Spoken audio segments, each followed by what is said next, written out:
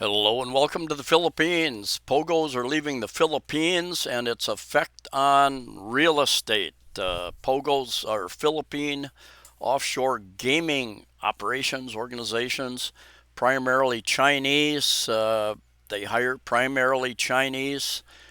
There's been a crackdown on illegal POGOs for a year or longer than that. President Marcos, in his July 2024 State of the Nation address, stated that he was outlawing POGOs. They all must leave the Philippines by the end of 2024. POGOs, especially in the metropolitan Manila areas, they're spread out, concentrated in certain areas. They're also in Cebu and other cities. I'll get into an article discussing that here in a bit. They are going to be vacating huge amounts of office space, and I've got another video, a deeper dive into what is happening with office space and residential pricing in the metropolitan Manila area, and that is on my membership site. But anyway, we're going to delve a little bit into it in this, and it is one of the top developers, real estate people in metropolitan Manila made the statement that office space prices have already dropped in certain areas 50%, and he wouldn't be surprised if they drop another 50% off of that level because of the so much vacant space being left, and a lot of these operations have not left. They have till the end of the year to leave. There are POGOs in Cebu and other cities. Gosh, about 6 years ago, I think I went out with a girl, dated her 2 different times. And she spoke Mandarin Chinese, and she had been employed at a POGO over on Mactan Island. There's four commercial towers, commercial condominium. I'm not sure all commercial condominiums. But anyway, she was employed there, and most of the people working there were Chinese, she said, and that's the case with most of these, because they are gambling is illegal in China, so they come here or other countries, and they set up online gaming organizations and try to separate the Chinese from their money through these online gaming organizations. And she said one of the towers, these four commercial residential towers, one of these large towers was completely occupied by a POGO. That's a lot of people. That's a lot of space. Developers getting the property managers getting a lot of money from those people, so they're not likely to complain about any of this type of operation. And when they leave, they free up a lot of, these people have to live someplace, and sometimes it is in that residential tower, office tower. Other times off-site. These POGOs have gotten some really bad press over the years. Kidnapping, occasional murder, kidnapping, the loan sharking, prostitution, number of other illegal activities that they've been involved in, and therefore it was finally decided that well, you're all going to have to go. You're going to have to shut down your operations. I'm sure that there will continue to be some illegal operations until they're all tracked down, which probably won't happen, but you get rid of a lot of them anyway. So the question is, how is that going to affect vacancy rates in office space and residential space?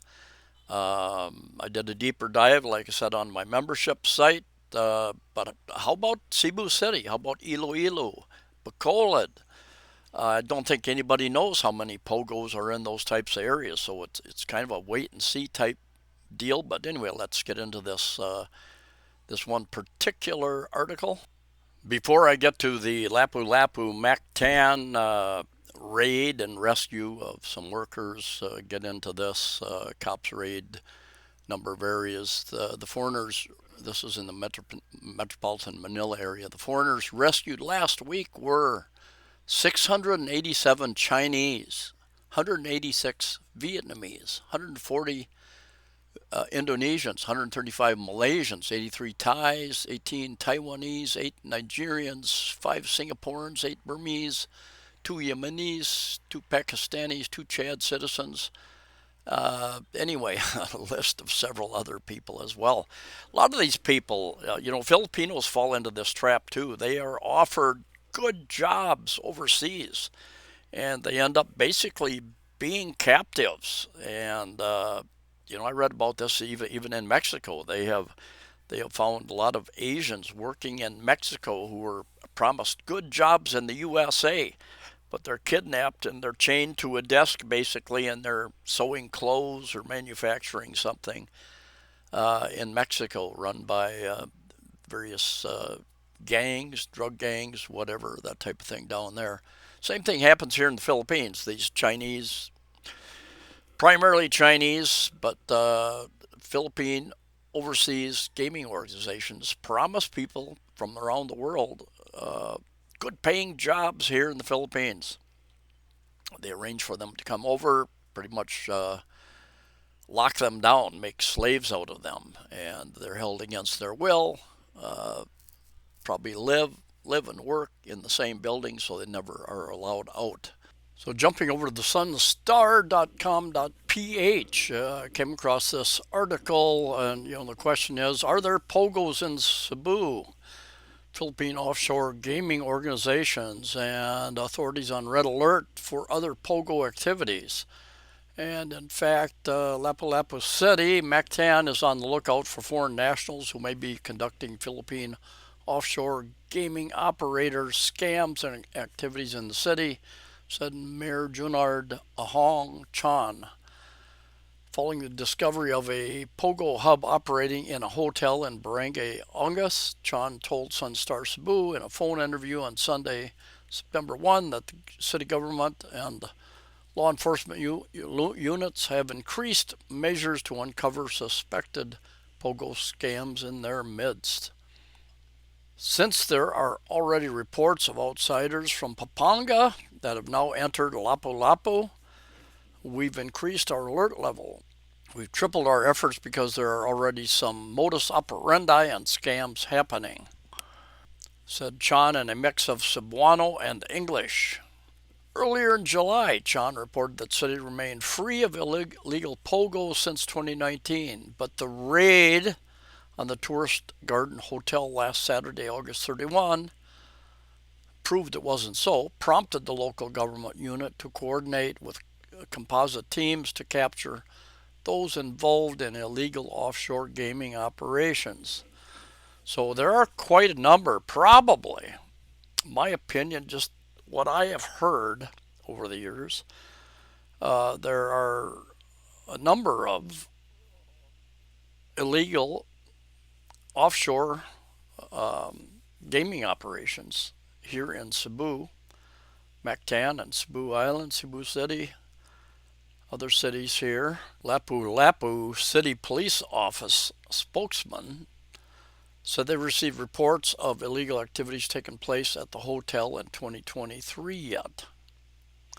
Regarding the raid that recently occurred, our intelligence community has been receiving reports since last year that the hotel is suspected of having possible POGO-like activities. As we get down here, it's interesting why they hadn't really tracked this down earlier. Tourists stressed that the local police had a hard time penetrating the establishment due to limited access to resources and the nature of the activities, which are highly technical, basically online. We're thankful that the national government detected it quickly because with our local capabilities, we're not very equipped to detect such cyber activities. We had already reported it as a suspicion, but we couldn't penetrate it from our side locally due to lack of resources and tools. Tourists further disclosed that there are other suspected POGO hubs operating at tourist establishments in a number of other barangays: Mactan, Punta Engano, which is the north end of Mactan Island, and I'm not going to try to pronounce that, which they are now monitoring. As of Sunday, authorities were still waiting for Department of Justice to issue arrest warrants on the 169 foreign nationals who were taken into custody during the hotel raid last Saturday. The operation was initially launched to rescue Indonesian nationals believed to be held captive after 3 of their compatriots escaped and filed a complaint for slight illegal detention last July 21 before the Lapu-Lapu City Prosecutor's Office. So, my opinion, just different things that I hear, not on any authority, is that indeed there are a number of POGOs in Cebu province, Cebu City, Mandaue City, Mactan Island, and they employ and or forcibly employ or and sometimes I guess not forcibly, but the people work there at in some. So the $1 million question is how will these POGOs leaving the Philippines affect real estate? Of course, that will depend upon the region that you're in. It was described by the real estate industry as a shock announcement in July when President Marcos Jr. Declared that POGOs must shut down, leave the country by the end of 2024. Going to have a huge effect in many areas, and already has had a huge effect in many areas of metropolitan Manila, but they're all over the country, and we don't know how many. A lot of illegal ones going on here. How many office spaces, how many residential spaces are they taking up here? And it's going to kind of be a wait and see. There are a couple other factors involved in vacancy rates, and I've gotten into some of those details in my much longer video on my membership site if you're interested in a deeper dive there. Anyway, interesting times here in the world and in the Philippines, so we'll have to wait and see, I guess. Thanks for coming along. Stay safe, safe travels. See you next time.